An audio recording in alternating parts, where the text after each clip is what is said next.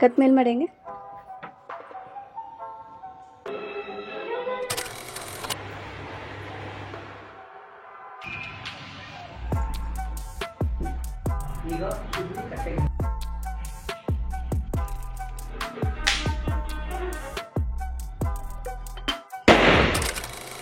Hi ಎಲ್ಲರಿಗೂ welcome back to my YouTube channel ಅನುಕೂಡ Kannada vlogs. ನಾನು ನಿಮ್ಮ ಎಲ್ಲರೂ ಹೇಗಿದ್ದೀರಾ? ಚೆನ್ನಾಗಿದ್ದೀರಾ? ನಾನು ಕೂಡ ತುಂಬಾ ಚೆನ್ನಾಗಿದ್ದೀನಿ. ಆ್ಯಂಡ್ ಏನಪ್ಪ ಸ್ಟಾರ್ಟಿಂಗ್ಗೆ ವರ್ಕ್ ತೋರಿಸ್ತಾರೆ, ವ್ಲಾಗ್ ಹಾಕ್ಬಿಟ್ಟಿದ್ದಾರೆ ಅಂದ್ಕೋಬೇಡಿ. ಯಾಕೆ ಅಂತಂದರೆ ನನಗೆ ಕಂಟಿನ್ಯೂಸ್ ವ್ಲಾಗ್ ಮಾಡೋಕ್ಕಾಗಿಲ್ಲ. ನಾನು ಹೇಳಿದಾಗೆ ಸ್ವಲ್ಪ ಮನೇಲಿ ಇದು ಕೆಲಸಗಳೆಲ್ಲ ನಡೀತಾ ಇದೆ, ಹಾಗಾಗಿ ಸೌಂಡ್ಗೂ ಕೂಡ ನಾನು ವಾಯ್ಸ್ ಓವರ್ ಕೊಡಲಿಕ್ಕೆ ಆಗಿರಲಿಲ್ಲ. ಹಾಗಾಗಿ ನಾನು ವ್ಲಾಗ್ಸ್ಗಳೇ ಮಾಡ್ಕೊಂಡಿಲ್ಲ. ಆ್ಯಂಡ್ ಸಂಡೇ ನನಗೆ ಕಂಟಿನ್ಯೂಸ್ ವರ್ಕ್ ಇತ್ತು, ಅದರಲ್ಲಿ ಕೆಲವೊಂದಿಷ್ಟು ಕ್ಲಿಪ್ಪಿಂಗ್ಸ್ಗಳನ್ನ ತೊಗೊಂಡಿದ್ದೆ, ಅದನ್ನು ನಿಮ್ಮ ಜೊತೆ ಶೇರ್ ಮಾಡ್ಕೊಳ್ತಾ ಇದ್ದೀನಿ. ಹಾಗಾಗಿ ಆ್ಯಂಡ್ ಕಂಪ್ಲೀಟಾಗಿ ಒಂದು ಸತಿ ಮನೆ ಎಲ್ಲ ರೆಡಿ ಆದಮೇಲೆ ನಾನು ತಿರ್ಗಾ ಡೈಲಿ ವ್ಲಾಗ್ಸ್ ನಾನು ಯಾವ ಥರ ಅಂದ್ಕೊಂಡಿದ್ದೀನಿ ಆ ಥರ ಮಾಡೋಣ ಅಂತ ಅಂದ್ಕೊಂಡಿದ್ದೀನಿ. ಆ್ಯಂಡ್ ಸದ್ಯಕ್ಕೆ ನನಗೆ ಇವಾಗ ಹಬ್ಬ ಮಾಡೋಕ್ಕೂ ಕೂಡ ನನಗೊಂಥರ ಮೂಡಿಲ್ಲ ಹೇಳಬೇಕು ಅಂತ. ಅಂದರೆ ದೀಪಾವಳಿ ಹಬ್ಬ ಎಲ್ಲರೂ ಆಚರಿಸ್ತಾ ಇದ್ದಾರೆ, ಅದು ನನಗೆ ದಿನ ಏನೋ ಒಂಥರ ಅನ್ನಿಸ್ತಾ ಇದೆ, ಹಾಗಾಗಿ ಆಚರಿಸೇ ಇಲ್ಲ. ಆದರೆ ಏನು ಮಾಡೋದು, ಆಚರಿಸ್ಲೇಬೇಕಲ್ಲ ಅಂತ ಹೇಳ್ಬಿಟ್ಟು ನಾನು ಲಾಸ್ಟ್ ಅಂದರೆ 22ನೇ ತಾರೀಕು ನಾನು ಸಿಂಪಲಾಗಿ ಪೂಜೆ ಮಾಡ್ಕೊಳ್ಳೋಣ ಅಂತೇಳಿ ಎಲ್ಲನೂ ಅದಕ್ಕೋಸ್ಕರ ತಯಾರಿ ಮಾಡಿಕೊಂಡೆ. ಸಿಂಪಲಾಗಿ ಜಾಸ್ತಿ ಏನಿಲ್ಲ, ಜಸ್ಟ್ ದೇವ್ರ ಮನೆ ಪೂಜೆ ಮಾಡಿಬಿಟ್ಟು ಈಚೆಗಡೆ ದೀಪ ಹಚ್ಚೋಣ ಅಂತ ಅಂದ್ಕೊಂಡಿರೋದು ಇಷ್ಟೇ. ಆಮೇಲೆ ಹಾಗೆ ತುಂಬ ಜನ ಕೇಳಿದ್ರಿ ಜಾತ್ರೆಯಿಂದ ಹಾಗೆ ಡಿಮಾರ್ಟಿಂದ ಏನೇನು ತೊಗೊಂಬಂದರೆ ತೋರಿಸಿ ಅಂತ. ಹಾಗಾಗಿ ಅದನ್ನು ಕೂಡ ಹೋಗಿ ಸಣ್ಣದಾಗಿ ನಾನು ನಿಮ್ಮ ಜೊತೆ ಶೇರ್ ಮಾಡ್ಕೊಂಡಿದ್ದೀನಿ. ಇನ್ನು ಹಾಗೆ ಕಂಟಿನ್ಯೂ ಮಾಡ್ತೀನಿ. ಆ್ಯಂಡ್ ಸಂಡೇ ಅರ್ಲಿ ಮಾರ್ನಿಂಗ್ ನಾನು ಇವರ ಒಂದು ಲೊಕೇಶನ್ಗೆ ಹೋಗಿದ್ದು, ಯಾಕೆಂದರೆ ಎಂಗೇಜ್ಮೆಂಟ್ಗೆ ರೆಡಿ ಮಾಡೋದಕ್ಕೆ ಹೇಳಿದರು. ತುಂಬಾ ಏನು ಅವ್ರದ್ದು ರಿಕ್ವೈರ್ಮೆಂಟ್ಸ್ ಇರಲಿಲ್ಲ, ಜಸ್ಟ್ ನಮಗೆ ಚೆನ್ನಾಗಿ ಮಾಡಿಕೊಡಿ ಅಷ್ಟೇ ಅಂತ ಕೇಳಿದರು.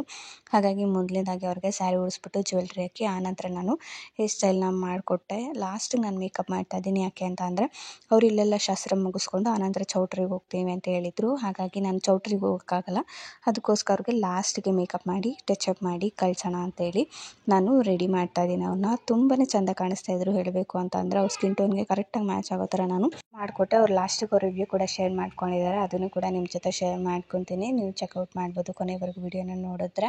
ಇನ್ನು ಅವ್ರಿಗೆ ಸ್ಕಿನ್ ಟೋನ್ ಕರೆಕ್ಟಾಗಿ ಮ್ಯಾಚ್ ಆಗೋ ಥರ ಅವರು ಸ್ಯಾರೀಸ್ನ ಸೆಲೆಕ್ಟ್ ಮಾಡಿದರು. ತುಂಬಾ ಚೆನ್ನಾಗಿತ್ತು ಸ್ಯಾರೀಸ್ ಮಾತ್ರ, ನನಗೆ ಅದು ಸಿಕ್ಕಾಪಟ್ಟೆ ಇಷ್ಟ ಇತ್ತು. ಅವ್ರಿಗೂ ಕೂಡ ನಾನು ಹೇಳಿದೆ ಚೆನ್ನಾಗಿ ಸೆಲೆಕ್ಟ್ ಮಾಡ್ಕೊಂಡಿದ್ದೀರಾ ಅಂತ ಹೇಳ್ಬಿಟ್ಟು. ಯಾಕಂದರೆ ನಾವು ಯಾವುದೇ ಒಂದು ಫಂಕ್ಷನ್ ಮಾಡ್ತೀವಿ ಅಂದರೆ ಅವರು ಹಾಕೊಳ್ಳೋ ಸೀರೆ ಒಡವೆ ಪ್ರತಿಯೊಂದು ಮ್ಯಾಚಿಂಗ್ ಚೆನ್ನಾಗಿದ್ದರೆ ಆವಾಗ ಅವರು ಕೂಡ ಓವರಾಲಾಗಿ ತುಂಬ ಚೆನ್ನಾಗಿ ಕಾಣಿಸ್ತಾರೆ. ಹಾಗಾಗಿ ಇನ್ನು ಅವರು ಕೂಡ ಎಲ್ಲರೂ ಬಂದರು, ಶಾಸ್ತ್ರಗಳೆಲ್ಲ ಸ್ಟಾರ್ಟ್ ಆಯಿತು. ನಾನು ಕೂಡ ಲಾಸ್ಟ್ಗೆ ಇನ್ನೇನೇನು ಟಚಪ್ ಮಾಡಬೇಕಾಯ್ತು ಸಣ್ಣ ಪುಟ್ಟದೆಲ್ಲ ನೋಡಿಕೊಂಡು ಮಾಡಿಕೊಂಡೆ.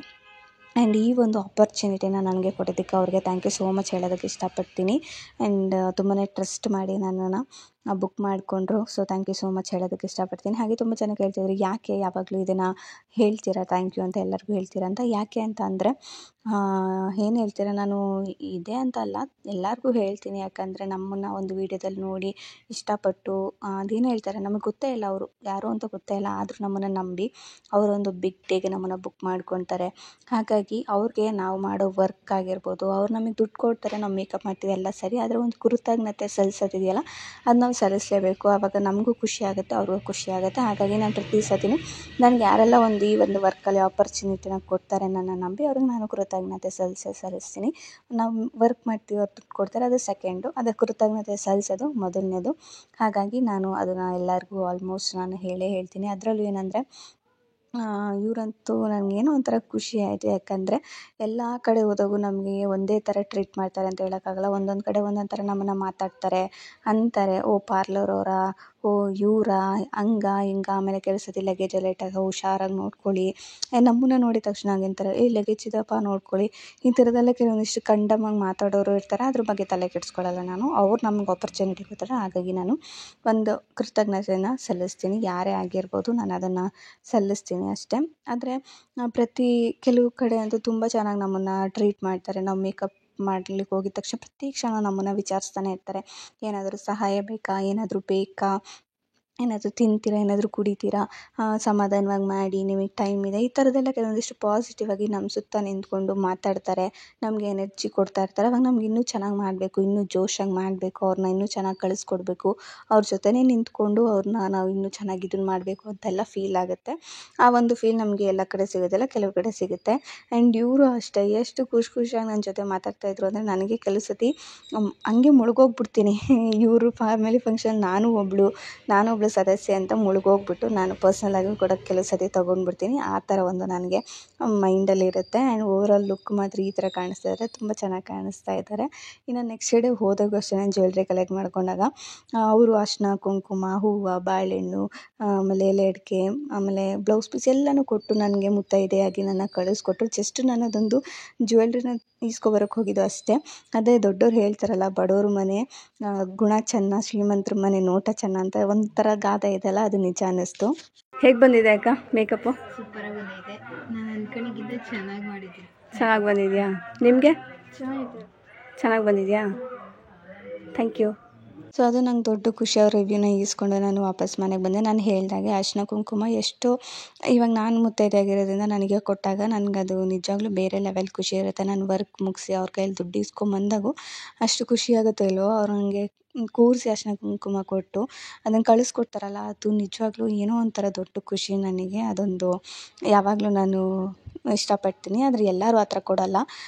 ಜಸ್ಟ್ ನಮ್ಮ ಕೆಲಸ ಆಯಿತಾ, ಹೋಯ್ತಾ ಇರ್ತಾರೆ ಅಷ್ಟೇ ಅಂತ ತಿಳ್ಕೊತಾರೆ ಅಷ್ಟೇ. ಅವ್ರ ಕೆಲಸ ಮುಗೀತಲ್ಲ ಹೋಗ್ತಾರೆ ಬಿಡಿ ಅಂತ ಈ ಥರ ಟ್ರೀಟ್ ಮಾಡೋರು ಇರ್ತಾರೆ. ಆದರೆ ನಮ್ಮನ್ನು ಅವರ ಫ್ಯಾಮಿಲಿ ಮೆಂಬರಾಗಿ ಟ್ರೀಟ್ ಮಾಡೋದಿದೆಯಲ್ಲ, ಅದು ಎಲ್ಲರಿಗೂ ಬರೋಲ್ಲ ಅಂತ ಹೇಳ್ತೀನಿ ಅಷ್ಟೇ.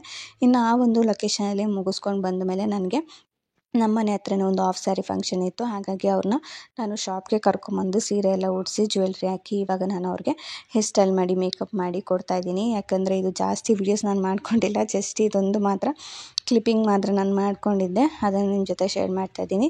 ಆ್ಯಂಡ್ ಇವರು ನಮ್ಮ ಮನೆ ಹತ್ರನೇ ಇರೋದು. ಅವ್ರು ಮುಂಚೆಯಿಂದಲೇ ನಂಗೆ ಹೇಳ್ಬಿಟ್ಟಿದ್ರು, ಅಲ್ಲೇ ನೀನೇ ಮಾಡ್ಕೊಡ್ಬೇಕು ಅಂತ ಹೇಳ್ಬಿಟ್ಟು. ಹಾಗಾಗಿ ಅವ್ರದ್ದು ಸೀರೆನೆಲ್ಲ ನಾನು ಒಂದು ದಿವಸ ಮುಂಚೆನೇ ಇಸ್ಕೊಂಡು ಬಂದು ಐರನ್ ಮಾಡಿ ಎಲ್ಲ ಇಟ್ಟಿದ್ದೆ. ಆ್ಯಂಡ್ ಮೆಹಂದಿ ಎಲ್ಲ ಹಾಕ್ಕೊಟ್ಟಿದ್ದೆ. ಅದೆಲ್ಲ ನಂಗೆ ವೀಡಿಯೋ ಮಾಡೋಕ್ಕಾಗಿರಲಿಲ್ಲ. ಆ್ಯಂಡ್ ಲಾಸ್ಟಲ್ಲಿ ಮಾತ್ರ ನಾನು ಅವ್ರನ್ನ ರೆಡಿ ಮಾಡಿರೋದು ವೀಡಿಯೋಸ್ಗಳಿತ್ತಲ್ಲ, ಅದನ್ನು ಶೇರ್ ಮಾಡ್ತಾಯಿದ್ದೀನಿ. ಹೇಗೆ ಕಾಣಿಸ್ತಾ ಇದ್ದಾರೆ ಅಂತ ಕಮೆಂಟ್ ಮಾಡಿ. ಆ್ಯಂಡ್ ನನಗಂತೂ ಗೊಂಬೆ ಕಾಣಿಸ್ತಾ ಇದ್ದಾರೆ, ಅಷ್ಟು ಕ್ಯೂಟಾಗಿ.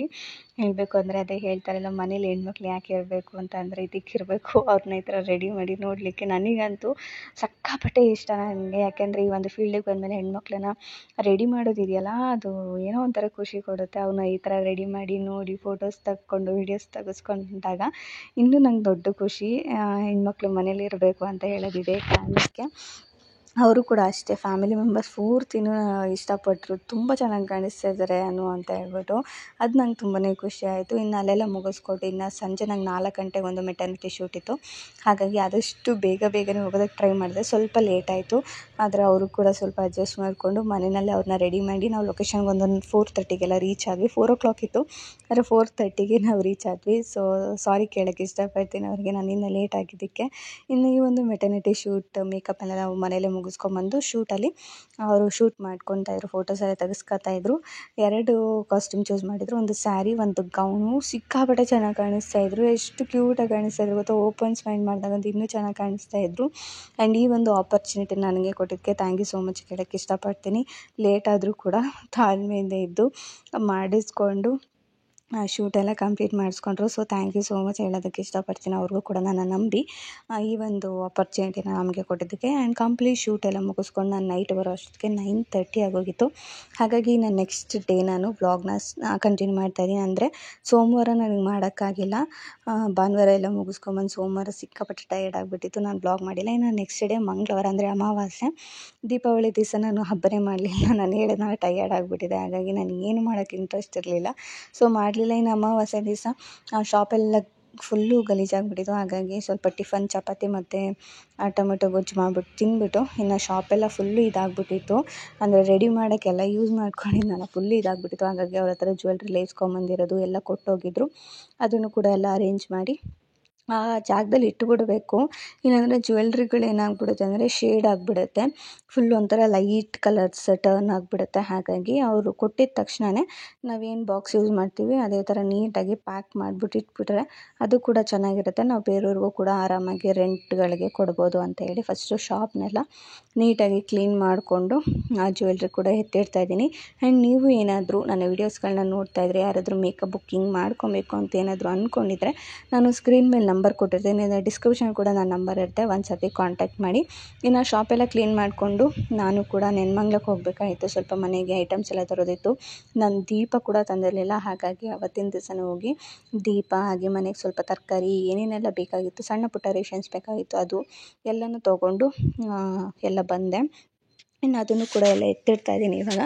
ಹಾಗೆ ಕೇಳಿದ್ರಿ ನೀವು ಜಾತ್ರೆಯಿಂದ ಹಾಗೆ ಇದರಿಂದ ಡಿಮಾರ್ಟಿಂದ ಏನೇನು ತೊಗೊಂಬಂದರೆ ಅದನ್ನು ತೋರಿಸಿ ಅಂತ. ತುಂಬ ಏನು ಯೂನಿಕಾಗಿ ಏನು ತಿಂದಿಲ್ಲ, ಮನೆಗೆ ಕೆಲವೊಂದಿಷ್ಟು ಬೇಕಾಗಿತ್ತು ಅದನ್ನು ತೊಗೊಂಬಂದೆ ಅಷ್ಟೇ. ಇನ್ನು ದೀಪಗಳನ್ನೆಲ್ಲ ತಂದಿದ್ನಲ್ಲ ಅದನ್ನು ಕೂಡ ಎಲ್ಲ ನೆನೆಸ್ಬಿಟ್ಟು ಓವರಾಲ್ ನೈಟ್ ಪೂರ್ತಿ ನೆನೆಸಿ ಬೆಳಗ್ಗೆ ಅದನ್ನೆಲ್ಲ ಒರೆಸಿ ಸ್ವಲ್ಪ ಒಣಗಿಸ್ಬಿಟ್ಟು ಆನಂತರ ದೀಪ ಹಚ್ಚಿದ್ರೆ ಜಾಸ್ತಿ ಎಣ್ಣೆ ಸೋರಲ್ಲ, ಆಮೇಲೆ ತುಂಬ ಚೆನ್ನಾಗಿರುತ್ತೆ ಅಂತ ಹೇಳಿಬಿಟ್ಟು ನಾನು ಅದನ್ನು ಓವರಾಲ್ ನೈಟು ದೀಪಗಳನ್ನ ಹಾಗಾಗಿ ಅದನ್ನು ಕೂಡ ಮಾಡ್ಕೊತಾ ಇದ್ದೀನಿ. ಓವರಾಲ್ ನೆನೆಸಿಟ್ರೆ ಬೆಳಗ್ಗೆ ಅದು ನಾವು ಸಂಜೆ ಮೇಲೆ ದೀಪ ಹಚ್ತೀವಲ್ಲ ಚೆನ್ನಾಗಿರುತ್ತೆ, ಜಾಸ್ತಿ ಎಣ್ಣೆ ಸೋರೋದಿಲ್ಲ. ಅದು ನಂಗೆ ಯಾರು ಹೇಳಿದರು, ಹಾಗಾಗಿ ಅವತ್ತಿಂದ ಅದನ್ನೇ ನಾನು ಕಂಟಿನ್ಯೂ ಮಾಡ್ತಾ ಇದ್ದೀನಿ. ನಾನು ಟ್ರೈ ಮಾಡಿದ್ದೀನಿ, ಸೋರಲ್ಲ. ಓವರಾಲ್ ಡೇ ನೈಟ್ ಇದನ್ನು ಮಾಡಿಬಿಟ್ಟು ಆಮೇಲೆ ಒಣಗಿಸಿ ನೀವು ಕೂಡ ಟ್ರೈ ಮಾಡಿ. ಇನ್ನು ನಾನು ಈ ಬ್ಯಾಗ್ಗಳು ದೊಡ್ಡ ದೊಡ್ಡ ಬ್ಯಾಗ್ಗಳು ಇದು ಜಾತ್ರೆ ನಾನು ತೊಗೊಂಡಿದ್ದು ಚಿಕ್ಕದೊಂದು ತೊಗೊಂಡಿದ್ದೆ, ಅದು 150 ರುಪೀಸ್. ಇದೆಲ್ಲ 100 ರುಪೀಸು. ನಾವು ಲಾಸ್ಟ್ ಡೇ ಬರಬೇಕಾದ್ರೆ ಹೋಗಿದ್ದಾಗ ಅವರು ಫುಲ್ಲು ಕಮ್ಮಿಗೆ ಕೊಡ್ತಾಯಿದ್ರು. ಹಾಗಾಗಿ ನಾನು ಕೂಡ ಈ ಥರ ಲಗೇಜ್ಗಳೆಲ್ಲ ಇಟ್ಕೊಂಡು ಹೋಗೋದಕ್ಕೆ ಬೇಕಾಗುತ್ತೆ ಅಂತ ಹೇಳ್ಬಿಟ್ಟು ಒಂದೆರಡು ಬ್ಯಾಗ್ ತೊಗೊಂಬಂದಿದ್ದೆ. ಅದರಲ್ಲೇ ಎಲ್ಲನೂ ಜಾತ್ರೆಯಿಂದ ತೊಗೊಂಡು ಬಂದಿದ್ದು, ಡಿಮಾರ್ಟಿಂದ ತೊಗೊಂಡು ಬಂದಿದ್ದು ಎಲ್ಲನೂ ಇಟ್ಕೊಂಡಿದ್ದೆ. ಆ್ಯಂಡ್ ಜಾತ್ರೆಯಿಂದ ಅಂದರೆ ನಾನೇನು ಅಷ್ಟೊಂದೇನು ತರಲಿಲ್ಲ, ಜಸ್ಟ್ ನಾನು ಮನೆಗೆ ಐಟಮ್ಸು ಡೈಲಿ ಆಮೇಲೆ ಅವಾಗ ತರಲ್ಲ, ಯಾವಾಗಾದರೂ ಒಂದು ಸತಿ ತೊಗೊಂಡು ಬಂದುಬಿಡ್ತೀನಿ. ಆ್ಯಂಡ್ ಈ ಸತಿ ಜಾತ್ರೆಗೆ ಹೋದಾಗ ಈ ಥರ ಕಪ್ಸ್ಗಳು ಆಮೇಲೆ ಬೌಲ್ಸ್ಗಳೆಲ್ಲ ನಾನು ತೊಗೊಂಬಂದಿದ್ದೆ ಅಲ್ಲಿ 2 ವರ್ಷದ ಹಿಂದೆ. ಅದೆಲ್ಲ ಫುಲ್ಲು ಒಡೆದೋಗ್ಬಿಟ್ಟಿತ್ತು, ಎಲ್ಲ ಡ್ಯಾಮೇಜ್ ಆಗಿಬಿಟ್ಟಿದೆ, ಎಲ್ಲ ಎಸ್ದುಬಿಟ್ಟಿದ್ದೆ. ಹಾಗಾಗಿ ತಿರ್ಗಾ ನಾನು ತೊಗೊಂಡಿರಲಿಲ್ಲ, ಈಚೆ ಹೋಗೆಲ್ಲ ತೊಗೊಂಡಿರಲಿಲ್ಲ. ಹಾಗಾಗಿ ಹೆಂಗೋ ಹೋಗಿದ್ದೀವಲ್ಲ, ಚೆನ್ನಾಗಿತ್ತು ನೋಡಿದಾಗ, ಕ್ವಾಲಿಟಿ ವೈಸ್ ಎಲ್ಲ ಚೆನ್ನಾಗಿತ್ತು, ಪ್ರೈಸ್ ಕೂಡ ಚೆನ್ನಾಗಿತ್ತು. ಆ ಸೀಟ್ಗಳು ಕಳ್ಸೋಕ್ಕೆ ಈ ಥರದಕ್ಕೆಲ್ಲ ಚೆನ್ನಾಗಿರುತ್ತೆ ಅಂತ ಹೇಳ್ಬಿಟ್ಟು ಈ ಥರ ಬೌಲ್ಗಳೆಲ್ಲ ತೊಗೊಂಡೆ, ಚಿಕ್ಕ ಚಿಕ್ಕ ಬೌಲ್ಗಳೆಲ್ಲ ಎಲ್ಲ ಮೇಲೆ ತೆಗೆದ್ಬಿಟ್ಟಿದ್ದೆ ಸ್ಟೀಲ್ದೆಲ್ಲ. ಹಾಗಾಗಿ ಒಂದು 4-5 ಮಾತ್ರ ಇಟ್ಕೊಂಡಿದ್ದೆ, ಅಪ್ಪುಗೆ ಏನಾದರೂ ಹಾಕ್ಕೊಡೋದಕ್ಕೂ ಬೇಕಾಗುತ್ತೆ ಅಂತ ಹೇಳ್ಬಿಟ್ಟು ಬೌಲು, ಈ ಥರ ದೊಡ್ಡದು ಬೌಲು. ಆಮೇಲೆ ಬೆಣ್ಣೆ ತೆಗೆಯೋದಕ್ಕೆ ಮತ್ತು ಮಜ್ಜಿಗೆ ಎಲ್ಲ ಕಡಿಯೋದಕ್ಕೆ ಯೂಸ್ ಮಾಡ್ತಾರಲ್ಲ ಅದನ್ನೊಂದು ತೊಗೊಂಡೆ. ಹಾಗೆ ಈ ಥರ ರಂಗೋಲಿಗಳು ಡಬ್ಬಗಳು ಬರುತ್ತೆ ಇವಾಗ, ನಾನು ಇದನ್ನು ಯೂಸ್ ಮಾಡ್ತಾ ಇರಲಿಲ್ಲ, ಅಕ್ಕ ಯೂಸ್ ಮಾಡ್ತಾಯಿದ್ರು, ಚೆನ್ನಾಗಿ ಕಾಣಿಸ್ತಾಯಿತ್ತು. ನೀನು ಕೂಡ ಹೊಸ್ಲಿಗೆ ಏನಾದರೂ ಈ ಥರ ಹಾಕು ಚೆನ್ನಾಗಿರುತ್ತೆ ಅಂತ ಹೇಳಿದ್ರು. ಹಾಗಾಗಿ ಅದನ್ನೊಂದು 3 ತೊಗೊಂಡೆ. ಆಮೇಲೆ ಆಯಿಲ್ ಬಾಟಲು ನನ್ನ ಹತ್ರ ಆಲ್ರೆಡಿ ಒಂದು 2-3 ಗ್ಲಾಸಿಂದಿತ್ತು, ಆದರೆ ಅದೇನಾಗ್ಬಿಟ್ಟಿತ್ತು ಅಂದರೆ ಫುಲ್ಲು ಎಣ್ಣೆ ಒಂಥರ ಜಿಡ್ಡು ಕಟ್ಬಿಟ್ಟು ಇದಾಗ್ಬಿಟ್ಟಿತ್ತು, ಅದೆರಡು ಒಡೆದು ಹೊಟ್ಟೋಯ್ತು. ಹಾಗಾಗಿ ಬಿಸಾಕ್ಬಿಟ್ಟಿದ್ದೆ. ಇನ್ನೊಂದು 2 ತರಿಸಿದ್ದೆ ಗ್ಲಾಸ್ ಬಾಟಲ್ಸು, ಚಿಕ್ಕದು ಅದಿದೆ, ಅದ್ರ ಜೊತೆ ಇದೊಂದು ಇರಲಿ ಅಂತ ಹೇಳ್ಬಿಟ್ಟು ಇದನ್ನೊಂದು ತರಿಸ್ದೆ. ಆನಂತರ ಈ ಥರ ಡಿಮಾರ್ಟಲ್ಲಿ ಒಂದು 2-3 ಐಟಮ್ಸ್ಗಳು ತೊಗೊಂಡು ಬಂದೆ. ಇದೆಲ್ಲ ಡಿಮಾರ್ಟಿದು, ಅದು ಸೆಕ್ಷನ್ ಪ್ಲೇಟ್ ಒಂದು ತೊಗೊಂಬಂದೆ, ಚೆನ್ನಾಗಿದೆ. ಅಪ್ಪುಗೆ ಹಾಕ್ಕೊಟ್ರೆ ಅವ್ನಿಗೊಂಥರ ಚೆನ್ನಾಗಿರೋ ಪ್ಲೇಟಲ್ಲಿ ಹಾಕ್ಕೊಟ್ರೆ ತಿಂತಾನೆ ಅಂತ ಹೇಳ್ಬಿಟ್ಟು ಅದನ್ನೊಂದು ತೊಗೊಂಬಂದೆ. ಆಮೇಲೆ ಹ್ಯಾಂಡ್ ಫ್ಯಾನ್ ಬರುತ್ತಲ್ಲ, ನನ್ನ ಹತ್ರ ಒಂದು ದೊಡ್ಡದಿತ್ತು, ಅದು ಸಡನ್ನಾಗಿ ಅದೇನಾಯಿತು ಗೊತ್ತು, ಆಫ್ ಆಗೋಯಿತು. ಹಾಗಾಗಿ ನನಗೆ ಇವಾಗ ವರ್ಕಿಗೆ ಬೇಕು ಅಂತ ಹೇಳ್ಬಿಟ್ಟು ಅದೊಂದು ಡಿಮಾರ್ಟಲ್ಲಿ ಚಿಕ್ಕ ತೊಗೊಂಬಂದೆ. ಆಮೇಲೆ ಕ್ಯಾಂಡಲ್ಸ್ಗಳು ಬರುತ್ತಲ್ಲ ಅದನ್ನು ಕೂಡ ತೊಗೊಂಬಂದೆ, ಒಂದು ವಾಟ್ರ್ ಬಾಟಲು. ಆನಂತರ ಇದು ಬಂದು ಡೈನಿಂಗ್ ಸೆಟ್ ಅಂತ ಹೇಳ್ಬಿಟ್ಟು ಪ್ಲೇಟ್ಗಳು ಮತ್ತು ಬೌಲ್ ಬರುತ್ತೆ, ನಿಮಗೆ 2 ಪ್ಲೇಟ್ ಬರುತ್ತೆ, ಈ ಥರ ಬೌಲ್ ಬರುತ್ತೆ. ಇದನ್ನು ನಾನು ಆಲ್ಮೋಸ್ಟ್ ಡಿಮಾರ್ಟಲ್ಲಿ ಒಂದು 2 ವರ್ಷದ ಹಿಂದೆ ತೊಗೊಂಡಿದ್ದೆ, ಅದು ಕೂಡ ಒಡೆದೋಗಿತ್ತು. ಹಾಗಾಗಿ ಈ ಸತಿ ಒಂದು ಸೆಟ್ ತೊಗೊಂಬಂದೆ, ಚೆನ್ನಾಗಿರುತ್ತೆ ಅಂತ ಹೇಳ್ಬಿಟ್ಟು ಮನೇಲಿ ಇರಲಿ ಅಂತ ಹೇಳ್ಬಿಟ್ಟು ತೊಗೊಂಡು ಬಂದೆ. ಇನ್ನು ಅದ್ರ ಜೊತೆ ಕೆಲವೊಂದಿಷ್ಟು ಗ್ಲಾಸ್ ಐಟಮ್ಸ್ಗಳು ತೊಗೊಂಬಂದೆ. ನಾನು ಆನ್ಲೈನಲ್ಲಿ ಚೆಕ್ ಮಾಡಿದೆ, ಆದರೆ ಸ್ವಲ್ಪ ಕಾಸ್ಟ್ ಜಾಸ್ತಿ ಅನಿಸೋದ್ರೆ ಇವಾಗ ಡಿಮಾರ್ಟಲ್ಲಿ ದೀಪಾವಳಿ ಆಗಿರೋದ್ರಿಂದ ಕೆಲವೊಂದಿಷ್ಟು ಈ ಥರ ಪ್ರೈಸ್ ಕಮ್ಮಿ ಮಾಡಿ ಅವರ ಒಂದು ಸೆಲ್ಲಿಂಗ್ ಪ್ರೈಸಲ್ಲಿ ಕೊಡ್ತಾಯಿದ್ದಾರೆ. ಇದು ಬಂದು ಆನ್ಲೈನಲ್ಲಿ 180 or 190 ಇದೆ 4 ಪೀಸ್ಗೆ, ಆದರೆ ಇಲ್ಲಿ ಜಸ್ಟ್ 90 ರುಪೀಸು. ಆ್ಯಂಡ್ ಕ್ವಾಲಿಟಿ ಮಾತ್ರ ಸಕ್ಕತ್ತಾಗಿದೆ, ಏರ್ ಟೈಟ್ ಚಿಕ್ಕ ಕಂಟೈನರ್ ಥರ. 19 ರೂಪಾಯಿ ಒಂದು, ನನಗೆ 4ಗೆ ಒಂದು 80 ರೂಪಾಯಿ ಬಿತ್ತು ಅಷ್ಟೇ. ಹಾಗಾಗಿ ನಾನು ತೊಗೊಂಬಂದೆ, ಒಂದು 4 ಇರಲಿ ಅಂತ ಹೇಳ್ಬಿಟ್ಟು. ಆನಂತರ ಇದು ಗ್ಲಾಸ್ ಬೌಲ್ಸ್ಗಳು ಬೇಕಾಗಿತ್ತು, ಫುಲ್ ಲಿಡ್ ಟೈಟಾಗಿ ಕ್ಲೋಸ್ ಆಗಿರುತ್ತಲ್ಲ, ಏರ್ ಟೈಟ್ ಕಂಟೈನರ್ ಥರ. ಹಾಗಾಗಿ ಇದನ್ನೊಂದು ತೊಗೊಂಬಂದೆ, ದೊಡ್ಡದು, ಏನಾದರೂ ಹಾಕಿಡೋದಕ್ಕೆ ಬೇಕಾಗುತ್ತೆ ಅಂತೇಳಿ ಈ ಥರದ್ದೊಂದು ತೊಗೊಂಬಂದೆ ದೊಡ್ಡದು. ಆಮೇಲೆ ಚಿಕ್ಕದು ಸ್ಕ್ವಯರ್ ಟೈಪಲ್ಲಿ 1-2 ತೊಗೊಂಬಂದೆ. ಆಮೇಲೆ ಬೆಣ್ಣೆ ಎಲ್ಲ ಜಾಸ್ತಿ ಮಾಡ್ತೀವಲ್ಲ, ಹಾಗಾಗಿ ಅದನ್ನೆಲ್ಲ ಸ್ಟೋರ್ ಮಾಡಿ, ಕೆನೆ ಎಲ್ಲ ಸ್ಟೋರ್ ಮಾಡಲಿಕ್ಕೆ ಈ ಥರದ್ದೆಲ್ಲ ಚೆನ್ನಾಗಿರುತ್ತೆ. ಆಮೇಲೆ ಪನ್ನೀರು, ನಾನು ಹೋಮ್ ಮೇಡ್ ಪನ್ನೀರ್ಗಳನ್ನೆಲ್ಲ ಮಾಡ್ತೀನಿ, ಅದು ಕೂಡ ಅಷ್ಟೇ ಸ್ಟೋರ್ ಮಾಡಿ ಇಡಲಿಕ್ಕೆ ಚೆನ್ನಾಗಿರುತ್ತೆ ಅಂತ ಹೇಳ್ಬಿಟ್ಟು 1-2 ತಂದೆ. ಆನಂತರ ನಾನು ಪ್ಲಾಸ್ಟಿಕ್ದೆಲ್ಲ ಏನಿತ್ತು ಬಾಕ್ಸು ಅದೆಲ್ಲ ಫುಲ್ಲು ಇದನ್ನು ಮಾಡಿಬಿಟ್ಟಿದ್ದೀನಿ, ಅಕ್ಕಂಗೆ ಸ್ವಲ್ಪ ಕೊಟ್ಬಿಟ್ಟಿದ್ದೀನಿ, ಬೇರೆಯವ್ರಿಗೆಲ್ಲ ಸ್ವಲ್ಪ ಕೊಟ್ಬಿಟ್ಟು ಅದನ್ನು ಕಂಪ್ಲೀಟಾಗಿ ಮನೇಲಿ ಅವಾಯ್ಡ್ ಮಾಡಿ ಈ ಥರ ಗ್ಲಾಸ್ ಜಾರ್ ಬಾಟಲ್ಗಳನ್ನ ಇಡೋಣ ಅಂಥೇಳಿ ಒಂದು 3 ದೊಡ್ಡ ತೊಗೊಂಡು ಬಂದೆ, ಇನ್ನು 3 ಚಿಕ್ಕ ತೊಗೊಂಡು ಬಂದೆ. ಆದರೆ ಶೇಪ್ ಮಾತ್ರ ಸ್ವಲ್ಪ ಫುಲ್ ರೌಂಡಲ್ಲ, ಒಂಥರ ಶೇಪಲ್ಲಿ ನಾನು ತೊಗೊಂಡು ಬಂದೆ, ಚೆನ್ನಾಗಿತ್ತು, ನನಗೆ ಇಷ್ಟ ಆಯಿತು ಅಂತ ಹೇಳ್ಬಿಟ್ಟು 3 ತೊಗೊಂಡು ಬಂದಿದ್ದೀನಿ. ಇನ್ನೊಂದು ಸತಿ ಹೋದಾಗ ನೋಡೋಣ ಅಂತ ಹೇಳ್ಬಿಟ್ಟು ತೊಗೊಂಬಂದೆ. ಆನಂತರ ಇವಾಗ ದೀಪಾವಳಿ ಆಗಿರೋದ್ರಿಂದ ನಾನು ಇದು ಕ್ಯಾಂಡಲ್ಸು ಮತ್ತು ಈ ಥರ ಕ್ಯಾಂಡಲ್ ಇಡೋದಕ್ಕೆ ಅಂತ ಹೇಳ್ಬಿಟ್ಟು ಗ್ಲಾಸ್ ಜಾರ್ ಬರುತ್ತೆ ಸಣ್ಣದು, ಅದನ್ನೊಂದು 3 ತೊಗೊಂಡು ಬಂದಿದ್ದೆ, ಚೆನ್ನಾಗಿದೆ. ದೀಪಾವಳಿಗೆ ಅಂತಲ್ಲ, ನಾವು ಬೇರೆ ಟೈಮ್ಗಳಲ್ಲೂ ಕೂಡ ಅಷ್ಟೇ ಕಿಚನ್ನಲ್ಲಿ ಇಟ್ಟಾಗ ಅದು ಫ್ಲೇವರ್ ಇರುತ್ತಲ್ಲ, ಫ್ಲೇವರು ಚೆನ್ನಾಗಿರುತ್ತೆ, ಘಮ್ ಅಂತ ಬರ್ತಾ ಇರುತ್ತೆ. ಹಾಗಾಗಿ ಅಂತ ತೊಗೊಂಡು ಬಂದೆ. ಇನ್ನೊಂದೆರಡು ಹ್ಯಾಂಡ್ ಒರೆಸೋದಕ್ಕೆ ಟವಲ್ಸು. ಆನಂತರ ಇದು ಕೂಡ ಅಷ್ಟೇ ಜಾತ್ರೆಲಿ ತೊಗೊಂಡಿದ್ದು ನಾನು, ಪಿಂಗಾಣಿ ಊದುಗಡ್ಡಿ ಇಡೋದು. ಚೆನ್ನಾಗಿತ್ತು. ಸೊ ಕಮ್ಮಿ, 10 ರೂಪಾಯಿ ಏನೋ ಅಷ್ಟೇ. ಚೆನ್ನಾಗಿರುತ್ತೆ ದೇವ್ರ ಮನೇಲಿ ಇಟ್ಟರೆ ಅಂತ ಅನ್ನಿಸ್ತು. ಹಾಗಾಗಿ ಅದನ್ನು ತೊಗೊಂಬಂದೆ. ಆನಂತರ ಇದೆರಡು ಕಪ್ಸ್ ತೊಗೊಂಬಂದೆ. ಇದು ಅಂದರೆ 100 ರೂಪೀಸ್ಗೆ 2 ಅಂತ ಹೇಳಿದ್ರು, ಹಾಗಾಗಿ ತೊಗೊಂಬಂದೆ ಕಪ್ಸು. ಇನ್ನು ಈ 2 ಪಿಂಗಾಣಿದಂತೂ ನನಗೆ ಇನ್ನೂ ಸಿಕ್ಕಾಪಟ್ಟೆ ಇಷ್ಟ ಆಯಿತು. ಇದು ಅಷ್ಟೇ, ಎಷ್ಟಿದು 150 ರೂಪೀಸ್ಗೆ 2, 100 ರೂಪಾಯಿಗೆ 2 ಅಂತ ಅನಿಸುತ್ತೆ. ಆ ಥರ ಅವ್ರು ನನಗೆ ಕೊಟ್ಟಿದ್ದು. ಸಖತ್ತಾಗಿದೆ ಕಲರ್ ಕಾಂಬಿನೇಷನ್ನು. ಒಳಗೆ ಆರೆಂಜ್ ಬರುತ್ತೆ, ಮೇಲೆ ವೈಟು ಮತ್ತು ಡಾಟ್ ಬ್ಲ್ಯಾಕ್ ಡಾಟ್ ಆ ಥರ ಬರುತ್ತೆ ಪಿಂಗಾಣಿ. ಸಖತ್ತಾಗಿದೆ, ನನಗಂತೂ ತುಂಬ ಇಷ್ಟ ಆಯಿತು. ಹಾಗಾಗಿ ನೋಡ್ಬಿಟ್ಟು 2 ತೊಗೊಂಡೆ. ಒಂದು ಆರೆಂಜ್ ಒಳಗಿರುತ್ತೆ, ಒಂದು ಇನ್ನೊಂದು ಗ್ರೀನ್, ಅದು ಒಳಗಿಂದ ಕಾಣಿಸುತ್ತೆ, ಈಚೆ ಕಡೆ ಕಂಪ್ಲೀಟಾಗಿ ವೈಟು. ಅದು ಇಷ್ಟ ಆಯಿತು ಅಂತ ತೊಗೊಂಡೆ. ಇಷ್ಟು ಐಟಮ್ಸು ನಾನು ತೊಗೊಂಬಂದಿದ್ದು ಡಿ-ಮಾರ್ಟಿಂದ ಮಾತ್ರ, ನಮ್ಮೂರ ಜಾತ್ರೆಯಿಂದ. ಇನ್ನೇನಿಲ್ಲ. ಇನ್ನು ಅಪ್ಪಗೆ ಆಟ ಸಾಮಾನು ಅದಿತ್ತು ಅಂತ ಅವ್ನು ತೊಗೊಂಡ ಅಷ್ಟೇ.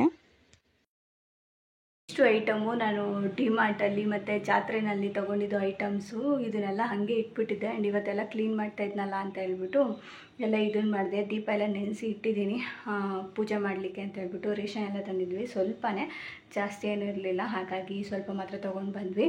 ಇನ್ನು ಇದನ್ನೆಲ್ಲ ಎತ್ತಿಡ್ತೀನಿ. ಇವಾಗ ಯಾವುದು ಇದನ್ನೆಲ್ಲ ವಾಶ್ ಮಾಡಿ ಎಲ್ಲನೂ ಎತ್ತಿಡಲ್ಲ, ಯಾಕಂದರೆ ಸ್ವಲ್ಪ ಇದನ್ನೆಲ್ಲ ಇಡೋದಕ್ಕೆ ಒಂಥರ ಸ್ಪೇಸ್ ಥರ ಬೇಕು ಅಲ್ವಾ, ಯಾಕಂದರೆ ಎಲ್ಲಂದ್ರಲ್ಲಿ ಇಡೋಕ್ಕಾಗಲ್ಲ, ಎಲ್ಲ ಗ್ಲಾಸ್ ಬಾಟಲ್ಸು ಇವೆಲ್ಲ. ಹಾಗಾಗಿ ಅದಕ್ಕೆ ಅಂತಲೇ ಒಂದು ರ್ಯಾಕ್ ಥರ ಬರುತ್ತೆ, ಒಂದು ಮೀಶೋದಲ್ಲಿ ಬುಕ್ ಮಾಡಿದ್ದೀನಿ, ಅದು ಬರುತ್ತೆ. ಅದು ಬಂದ ಮೇಲೆ ಕಿಚನ್ ಕಂಪ್ಲೀಟಾಗಿ ಇನ್ನೊಂದು ಸತಿ ಎಲ್ಲನೂ ಕ್ಲೀನ್ ಮಾಡಿ ಆರ್ಗನೈಸ್ ಮಾಡಬೇಕು. ಯಾಕಂದರೆ ಸಿಕ್ಕಾಪಟ್ಟೆ ಧೂಳಾಗ್ಬಿಟ್ಟಿದೆ ಮನೆ ಫುಲ್ಲು. ಹಾಗಾಗಿ ಅದು ಪಕ್ಕದಲ್ಲಿ ನಮ್ಮದೇನು ಕಣ್ಜದ ರೂಮ್ ಇತ್ತಲ್ಲ, ಅದನ್ನೆಲ್ಲ ಓಡಿಸ್ತಾ ಇದ್ದೀವಿ. ಏನಕ್ಕೆ ಎತ್ತ ಅಂತ ನಾನು ಬೇಕಾದ್ರೆ ಅಪ್ಕಮಿಂಗ್ ಬ್ಲಾಗ್ಸಲ್ಲಿ ಹೇಳ್ತೀನಿ. ಅದನ್ನೆಲ್ಲ ಓಡಿಸ್ತಾ ಇದ್ದೀವಿ. ಹಾಗಾಗಿ ಅದು ಸ್ವಲ್ಪ ಧೂಳು ಬರುತ್ತೆ. ಸುಮ್ಮನೆ ಎಲ್ಲ ಕ್ಲೀನ್ ಮಾಡಿ ತಿರ್ಗಿ ಎಲ್ಲ ಜೋಡಿಸ್ಕೊಂಡ್ರೆ ತಿರ್ಗಾ ಧೂಳು ಬರುತ್ತೆ, ತಿರ್ಗಾ ನಾನು ಕ್ಲೀನ್ ಮಾಡ್ಕೋಬೇಕು. ಎರಡೆರಡು ಡಬಲ್ ಕೆಲಸ. ಹಾಗಾಗಿ ಏನನ್ನೂ ಕ್ಲೀನ್ ಮಾಡಿಲ್ಲ. ಆ್ಯಂಡ್ ಈ ವರ್ಷ ದೀಪಾವಳಿ ಅಂತೂ ಸಿಕ್ಕಾಪಟ್ಟೆ ಒಂಥರ ಬೇಜಾರು, ಹಾಗೆ ಒಂಥರ ಏನೋ ಒಂಥರ ಅಂತ ಅನ್ನಿಸ್ತಾಯಿದ್ರೆ. ಆದರೆ ಏನು ಮಾಡೋದು, ದೀಪ ಹಚ್ಚಿ ಬೆಳಗ್ತಾ ಇದ್ದರೆ ನಮಗೂ ಕೂಡ ಒಳ್ಳೆಯದು. ದೀಪ ಎಷ್ಟು ಉರಿಯುತ್ತೋ ಅಷ್ಟು ನಮ್ಮ ಮನೆಗೆ ಒಳ್ಳೆಯದು ಅಂತ ಹೇಳ್ತಾರೆ ಅಲ್ವಾ. ಹಾಗಾಗಿ ಇದೊಂದು ಮಾಡ್ಕೊಳ್ಳೋಣ, ಸಿಂಪಲಾಗಿ ದೇವ್ರ ಪೂಜೆ ಮಾಡಿಬಿಟ್ಟು ದೀಪ ಹಚ್ಚೋಣ ಅಂತ ಅಂದ್ಕೊಂಡಿದ್ದೀನಿ. ಆ್ಯಂಡ್ ಇದನ್ನೆಲ್ಲ ನಿಮಗೆ ತೋರಿಸ್ಬೇಕಾಯಿತು, ಕೇಳಿದ್ರಿ, ಹಾಗಾಗಿ ತೋರಿಸ್ತಾ ಇದ್ದೀನಿ. ಇನ್ನು ಅದನ್ನೆಲ್ಲ ಬಂದಮೇಲೆ ಒಂದು ಸತಿ ಎಲ್ಲ ವಾಶ್ ಮಾಡಿ ಆರ್ಗನೈಸ್ ಮಾಡಿದರೆ ಇನ್ನೂ ಚೆನ್ನಾಗಿ ಇರುತ್ತೆ. ಆ್ಯಂಡ್ ನನಗಂತೂ, ಆ್ಯಂಡ್ ಇದು ನಾನು ದೀಪಾವಳಿ ಹಬ್ಬಕ್ಕೆ ಅಂತಲೇ ತೊಗೊಂಡಿದ್ದು. ಈ 3 ಪುಟಾಣಿ ಗ್ಲಾಸಸ್ಸು ಜಸ್ಟ್ 16 ರೂಪಾಯಿ ಅಷ್ಟೇ. ಇದು ಚೆನ್ನಾಗಿದೆ. ಕ್ಯಾಂಡಲ್ ಸ್ಮೆಲ್ಲಂತೂ ಹತ್ರ ಇಟ್ಕೊಂಡ್ರೆ ಘಮ್ ಅಂತ ಇದೆ. ನಾನು ಅದು ಬಂದು ಕಿಚನ್ಗೆ ಅಂತಲೇ ತೊಗೊಂಡಿದ್ದು, ಇಲ್ಲಿ ಪ್ಲೇಸ್ ಮಾಡಲಿಕ್ಕೆ. ಏನಾದರೂ ಮನಿ ಪ್ಲ್ಯಾಂಟ್ ಏನಾದರೂ ಇಟ್ಬಿಟ್ಟು ಅದನ್ನಿಟ್ಟು ಯಾವಾಗಾದರೂ ಬೋರ್ ಅನ್ನಿಸ್ದಾಗ ಅದು ದೀಪ ಒಳಗೆ ಒಂದು ಕ್ಯಾಂಡಲ್ ಇಟ್ಬಿಟ್ಟು ಹಚ್ಚಿದ್ರೆ ಘಮ್ ಅಂತ ಸ್ಮೆಲ್ ಬರುತ್ತೆ. ಕಿಚನೆಲ್ಲ ಒಳ್ಳೆ ಏನಂತೀರ, ಪರಿಮಳವಾಗಿರುತ್ತೆ. ಅಡುಗೆ ಮಾಡೋದಕ್ಕೂ ಕೆಲಸ ಮಾಡೋದಕ್ಕೂ ಒಂದೊಳ್ಳೆ ಮೂಡ್ ಬರುತ್ತೆ, ಎನರ್ಜಿ ಕೂಡ ಇರುತ್ತೆ ನಮಗೆ. ಒಳ್ಳೆ ಘಮ ಬರ್ತಾಯಿದ್ರೆ ಏನೋ ಒಂಥರ ಅನಿಸ್ತಾ ಇರುತ್ತಲ್ಲ. ಹಾಗಾಗಿ ತೊಗೊಂಡು ಬಂದೆ. ಆ್ಯಂಡ್ ಇಷ್ಟು ಐಟಮ್ಸ್ ತೊಗೊಂಬಂದಿದ್ದೀನಿ. ಇವಾಗ ಇದನ್ನೆಲ್ಲ ಎತ್ತಿಡಬೇಕು. ಎತ್ತಿಟ್ಬಿಟ್ಟು ಆನಂತರ ಸ್ವಲ್ಪ ನೆಲ ಒರೆಸ್ಬಿಟ್ಟು ಇನ್ನು ಪೂಜೆ ಮಾಡೋದಿದೆ, ಪೂಜೆ ಮಾಡ್ಕೋಬೇಕು. ಹಾಗೆ ಸಿಗ್ತೀನಿ ಬನ್ನಿ. ಇನ್ನು ಹೂವು ಎಲ್ಲ ತಂದಿದ್ದೀನಿ, ಅದನ್ನೆಲ್ಲ ಸ್ವಲ್ಪ ಹಾರ ಥರ ಮಾಡ್ಕೊಳ್ಳೋಣ ಅಂತ. ನಾಳೆ ಹೇಳಬೇಕು ಅಂದರೆ ಇವತ್ತು ಅಮಾವಾಸ್ಯೆ, ನಾಳೆ ದೀಪಾವಳಿ ಅಂತ ತೋರಿಸ್ತಾ ಇದೆ. ಆದರೆ ಅಮಾವಾಸ್ಯೆ ದಿವಸದಿಂದನೇ ಏನಂತೀರ, ಅದು ದೀಪ ಹಚ್ಚಬೇಕು ಅಂತ ಹೇಳ್ತಾರೆ. ಹಾಗಾಗಿ ಸಿಂಪಲಾಗಿ ಇವಾಗ ಪೂಜೆ ಮಾಡಿಬಿಟ್ಟು ದೀಪ ಹಚ್ತೀನಿ. ನಾಳೆ ಬೆಳಗ್ಗೆ ಇನ್ನೊಂದು ಸತಿ ಹಾರನೆಲ್ಲ ಪೋಣಿಸೋಣ ಅಂತ ತುಂಬ ಇದರಿಂದ ತೊಗೊಂಡು ಬಂದಿದ್ದೀನಿ. ಹಾಗಾಗಿ ಪೋಣಿಸ್ಬಿಟ್ಟು ನಾಳೆ ಫೋಟೋಸ್ಗೆಲ್ಲ ಹಾಕಿ ಆಮೇಲೆ ಇನ್ನೊಂದು ಸತಿ ದೀಪ ಹಚ್ಚೋಣ ಅಂತ ಅಂದ್ಕೊಂಡಿದ್ದೀನಿ. ನೋಡೋಣ ಹೇಗಾಗುತ್ತೆ ಅಂತ ಹೇಳ್ಬಿಟ್ಟು. ಬಟ್ಟೆ ಎಲ್ಲ ಒಣಗಾಕ್ಬಿಟ್ಟು ಬಂದೆ, ಅದಕ್ಕೆ ಫುಲ್ಲು ಶೆಕೆ ಅನ್ನಿಸ್ತಾ ಇದೆ. ಸ್ವಲ್ಪ ಮಳೆ ಕೂಡ ಬರ್ತಾಯಿದೆ. ಹಾಗಾಗಿ ಹಾಗೆ ವ್ಲಾಗ್ನ ಕಂಟಿನ್ಯೂ ಮಾಡ್ತೀನಿ ಬನ್ನಿ. ಇನ್ನು ಸಂಜೆ ಮೇಲೆ ಎಲ್ಲರೂ ಸೇರ್ಕೊಂಡು ಪಟಾಕಿ ತೊಗೊಂಬಂದಿದ್ರು. ಇದು ಯಾವ್ದು ಬೇಕು ಅಂದರೆ ಹಳೆಯ ಪಟಾಕಿ, ಇದು ಮೇಲ್ಗಡೆ ಇತ್ತು ಅಂತೇಳಿ ಇಳಿಸಿದ್ರು. ಅಪ್ಪು ಬೇಕು ಅಂತಿದ್ದ ಅಂತ ಹೇಳ್ಬಿಟ್ಟು. ನಾನು ಪಟಾಕಿ ಎಲ್ಲ ಹೊಡಿಯೋದು ಬೇಡ ಅಂತಲೇ ಅಂದ್ಕೊಂಡಿದ್ದು. ಎಲ್ಲ ಯಾರೋ ಒಬ್ರೊಬ್ರು ಹೊಡಿತಾ ಇದ್ದಾರೆ ಅಷ್ಟೇ. ಇವಾಗ ಎಲ್ಲರೂ ಜಾಸ್ತಿ ಹೊಡೆಯಲ್ಲ. ಊರುಗಳಲ್ಲಂತೂ ಇನ್ನೂ ಕಮ್ಮಿನೇ ಹೊಡೆಯೋದು, ಮಕ್ಕಳಿರೋ ಮನೆ ಮಾತ್ರನೇ. ಇದೆಲ್ಲ ನಾನು ಯಾವಾಗಲೂ ಒಂದು ವರ್ಷದಿಂದನೇ 2 ವರ್ಷದಿಂದನೇ ತೊಗೊಂಬಂದು ಇಟ್ಟಿದ್ದು ಫೋಟೋಶೂಟ್ಗೆ ಅಂತ ಹೇಳ್ಬಿಟ್ಟು. ಅಪ್ಪುಗೆ ಚಿಕ್ಕ ವಯಸ್ಸಲ್ಲಿದೆ ಫೋಟೋಶೂಟ್ ಇದ್ದಾಗ ಅಂತೇಳಿ ತೊಗೊಂಡಿದ್ದು. ಅದು ಇನ್ನೂ ಮೇಲ್ಗಡೆ ಇತ್ತು, ಅದನ್ನು ಇಳಿಸ್ಬಿಟ್ಟು ಕೊಟ್ವಿ. ಅವನು ಎದ್ರುಕೊಂಡು ಓಡೋಗ್ತಾ ಇದ್ದ. ನಾನು ಆಟ ಆಡಲ್ಲ ಹೋಗಿ, ಇದರಲ್ಲಿ ಎಲ್ಲ ಇದಾಗ್ತಾಯಿದೆ ಅಂಥೇಳಿ. ಅವನಿಗೆ ಸುಮ್ಮನೆ ಆಸೆ ಅಷ್ಟೇ. ನಾವು ಹೊಡಿಬೇಕು ಅಂತ ಅವ್ರ ತಂದೆ ಹೊಡಿತಾಯಿದ್ರು, ಬಾರೋ ಬಾರೋ ಅಂತಿದ್ರು. ಇಲ್ಲಪ್ಪ ನಂಗೆ ಭಯ ಆಗಿದೆ, ಬೇಡ ಬೇಡ ಅಂತ ಹೇಳ್ತಾಯಿದ್ದ. ಆಮೇಲೆ ಚಿಕ್ಕ ಮಕ್ಳಿಗೆ ಅಂತೇನು ಹೇಳಿ ಇವಾಗ ಒಂದು ಸಣ್ಣದೊಂದು ಪಟಾಕಿ ಬಂದಿದೆ, ಅಂದರೆ ಅದರೊಳಗಡೆ ಕಲ್ಲಿರುತ್ತೆ, ಎಸೆದ್ರೆ ಟಪ್ ಅನ್ನತ್ತೆ. ಆ ಥರ ಸರಿ ಆಯಿತು, ಆ ಥರ ತಂದುಕೊಡ್ತೀನಿ ಹೊಡಿವ ಅಂತ ಹೇಳ್ಬಿಟ್ಟು ಅವನಿಗೆ ಆ ಥರ ತಂದುಕೊಟ್ರು. ಆಮೇಲೆ ನೈಟು ಎಲ್ಲ ಫುಲ್ಲು ಅದರಲ್ಲೇ ಆಟಾಡಿದ್ದಾನೆ ಅವನು, ಟಪ್ ಟಪ್ ಟಪ್ ಅನ್ನಿಸ್ಕೊಂಡು. ಅಂದರೆ ಬೇರೆ ಕಡೆ ಎಲ್ಲ ಅದು ಬ್ಲಾಸ್ಟ್ ಆಗೋ ಸೌಂಡ್ ಕೇಳಿಸ್ತಾ ಇರುತ್ತಲ್ಲ, ಓ ಇದೇ ಇರಬೇಕು ಅಂತೇಳಿ ಅವನು ಅದನ್ನು ಮಾಡ್ತಾಯಿದ್ದಾನೆ.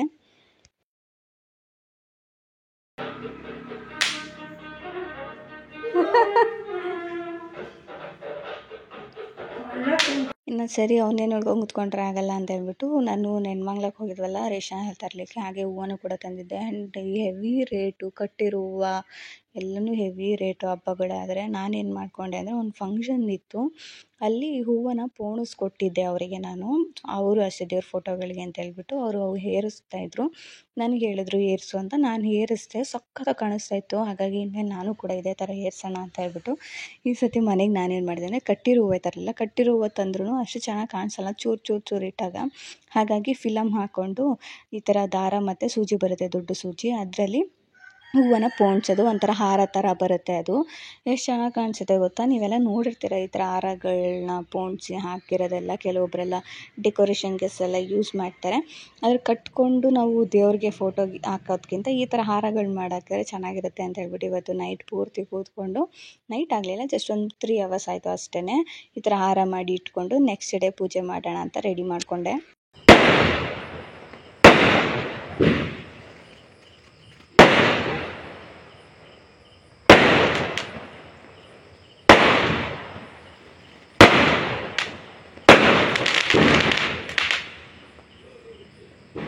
ಇವತ್ತಿನ ಬ್ಲಾಗ್ ಇಷ್ಟ ಆಗಿರುತ್ತೆ. ನಿಮ್ಗೆ ಇಷ್ಟ ಆಗಿರೋ ಚಾನಲ್ನ ಸಬ್ಸ್ಕ್ರೈಬ್ ಮಾಡ್ಕೊಳ್ಳಿ,